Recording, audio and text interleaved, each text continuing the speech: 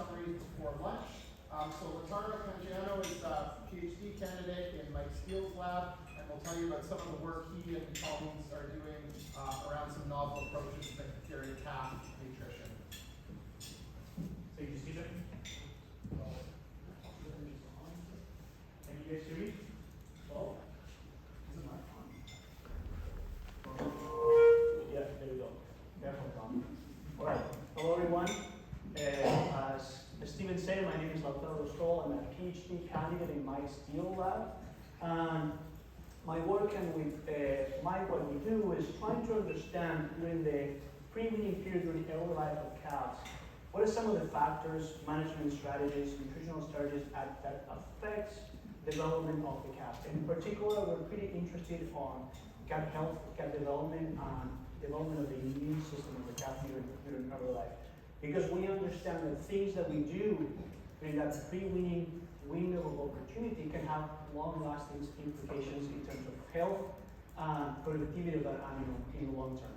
So, if we see, if we take data from the human side, it is pretty evident that immune development is a highly dynamic process that is influenced on the prenatal phase by maternal factors, and when that baby is born, there's a series of developmental adaptations that influence the development of the intestine and development of the immune system at that interface between the immune system and the intestinal environment that is largely populated by microorganisms. And what they figured out is that the microbial colonization and succession in early days have a large implication on the development of that immune system. So things that affect that colonization, such as birth mode, the type of diet that the baby having in these early days, antimicrobial use, how weaning is handled, can have lasting implications on the structure of that microbiota, and in turn they can have implications on immune development, but later on in life can have can have repercussions both in health and in disease. So what we do in our lab is like trying to understand what happens in the calf. So how that knowledge that we have from human data translate into our industry in the case of the calf. So we're not there yet in our understanding, but we know that some of the same factors that affects immune development and microbial development in humans has also implications in the case of the calf. So, and if you think about it, the pre-weaning period is a very challenging period of time for the calf. That those animals suffer from high rates of morbidity and disease pressure, and there's a lot of use of antimicrobials during this period to try to treat disease or prevent disease, and also there's a lot of use, unfortunately still, in the industry of waste milk. So we have to think how those things affect the thing that I was just mentioning on the development of that animal in the long term. So diving a little bit deeper on the pre-weaning period, this number has improved a little bit of passive transfer of immunity over the course of years. It used to be over 30% a couple of years back in Ontario. Now, this is data from Dave Renault's lab, it's down to 25, but there's still a long way to go there. We have mortality rates that are a little bit lower than 10%, and morbidity, a third of the calves in our industry, they're going to experience at least one health disorder issue during that time. Diarrhea remains the highest incidence of morbidity for calves during the pre-weaning period, accounting for 1/3 of the reported illnesses.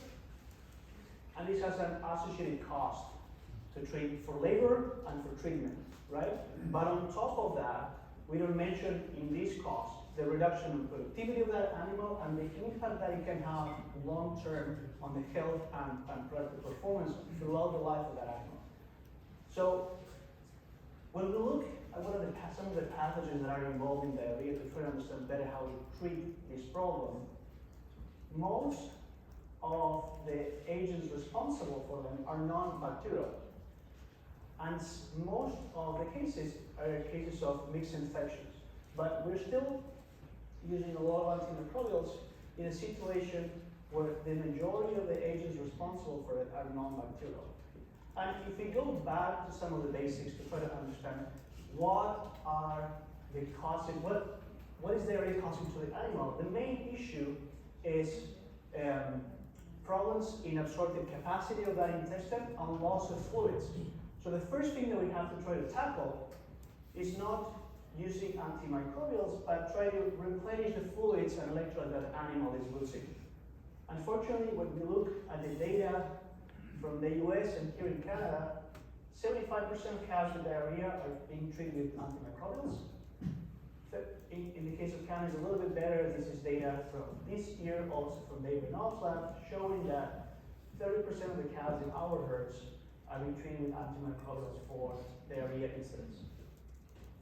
So we decided to do a study looking at how prophylactic antimicrobial use, so this is the use of antimicrobials included in the feed, affects incidence of disease in these animals and the performance of those animals. So what you see here is control cows that didn't receive any antimicrobials at all, and then cows that received the antimicrobials in the feed for 14 days and for 28 days for the entire study. And those are the short-term, long-term treatments.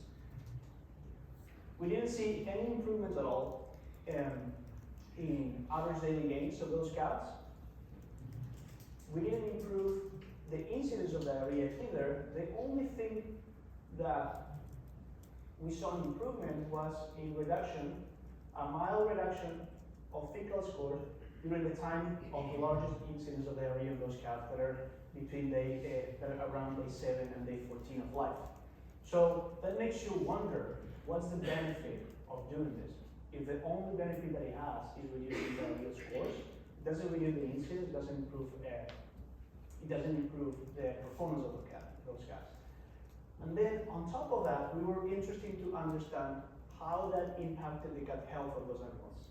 So we measured intestinal permeability. For doing that, we dose markers to the calf that if the intestine is being more permeable, that is not properly functioning, those markers are going to cross the barrier and we can pick them up in blood. So that's what we did. And what we saw is that the cows that received the antimicrobial treatments had increased intestinal permeability, showing that those animals were in a poor gut health condition during this period of time. I don't have time to show you all that data now, but we also look at the microbiota of those animals, and it had lower diversity, accounting for probably that reduction, that increase in permeability, right? So this is what I was telling you at the beginning. We're very interested in understanding how those early life exposures in early life impact the productivity of that animal through life. And this study is a very interesting study from Dr. Angel Abuelo from Michigan State that was published last year, that they look at records of cows that receive antimicrobial courses during the 3-week period, and then they follow those animals all the way into the first lactation. And they have records of more than 2,000 cows, and they saw that there's a direct correlation with treatment of those cows in early life for disease diarrhea with antimicrobials, with a reduction of milk production during the first lactation, reduction in conception rates, and reduction in average daily gain during the entire pre-weaning period of those animals.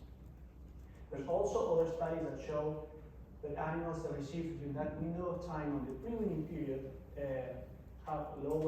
they have increased culling rates, showing that those animals are more prone to disease and being excluded from the productive herd. Okay? So what can we do as using alternatives to antimicrobials to improve cat health and avoid some of these problems? The first thing is colostrum. As I was mentioning before, this is data from a few years back, showing failure passing immunity of cats in our herd here in Ontario. Luckily, that situation has improved over a couple of years, but we're still a long way from there. So colostrum is the #1 thing that we should be paying attention to improve the health of our pre-wean calves. A good colostrum management should be looking at the quality of the colostrum that those cows are receiving, that at least should be above 50 grams of IgG per liter, those animals should be receiving 3 to 4 liters of those quality colostrum within the first 2 hours of life. And also ensure the cleanliness of that colostrum, because the higher CFU levels those have is going to impact the capacity of absorption of those IgG, and it's going to reduce the passive transfer of immunity. Traditionally, we always thought of passive transfer of immunity as calves that had a serum level of IgG over 10 grams per liter. There is a recent study from 2020 showing that maybe we should change in our categories and trying to aim for higher serum levels, and in that study they go a little bit further and give some recommendations on where levels each of the cows and runners should be. What happens if your colostrum doesn't have the quality that is required for those cows to have a good successful passive transfer? This is a study from our lab that Alberto Lopez did, trying to answer that question. If you have a colostrum that has a low quality, can we enrich it with colostrum replacer to try to bump the quality of that colostrum and improve passive transfer and trying to get the colostrum around these 22% rates? So that's what he did. He enriched maternal colostrum of low quality, that being 30 grams per liter of IgG, with colostrum to try to bump it to 60 grams per liter of maternal IgG. And what he saw by doing that, it improved passive transfer of immunity of those cows. But when you try to do the same with a colostrum that is already has a good concentration of IgG, that improvement is not seen there. So the take-home message from here is that enriching low-quality colostrum may be a good alternative to ensure passive transfer in cases that you don't have access to a good quality colostrum from the mother in the first place. Also, there's been some successful stories in the use of colostrum as therapy for diarrhea. This is also data from David Renault's lab, presented this year at ADSA, and they show that when calves develop diarrhea, if they treat them with a colostrum replacer therapy for 4 days, those animals resolve diarrhea faster. And when we look at average daily gain of those animals over time, after they resolve diarrhea, they also gain weight a little bit better. So another alternative, and this is something that we've been working for a while, is the use of probiotics to try to mitigate and reduce the incidence of diarrhea, specifically, and try to improve performance of those animals during the pre-weaning period. There's a study, there's an article review that we did now 2 years ago, diving into the literature, looking at supplementation of yeast probiotics and lactic acid producing bacteria for the performance of those animals and resolution of disease incidence. So some of the take-home messages from here is yeast supplementation during the pre-weaning period, specifically live yeast, seems to be promoting the best responses overall in the literature on average daily gain, and the most consistent response is related to reduction in diarrhea incidence, and that's probably allowing the calf to gain a little bit better during this period of time. So looking at one example of that, this is a study from Dr. Cretillo that was done in a commercial build facility close from here, and she showed that supplementation of a live probiotics, in this case Burari, was able to reduce fecal scores during that pre-weaning period and reduce the total incidence of diarrhea cases. When we dive deeper to try to understand what are the mechanisms behind this that are driving to that reduction, is what we saw in that study is that supplementation with this specific strain of yeast increased secretory IgA production on the gut, probably driving that reduction in diarrhea on those calves. So I think I'll just go to the conclusions because I'm on time. So in conclusions from my talk, immune development of calf is influenced by multiple factors in the pre-weaning period.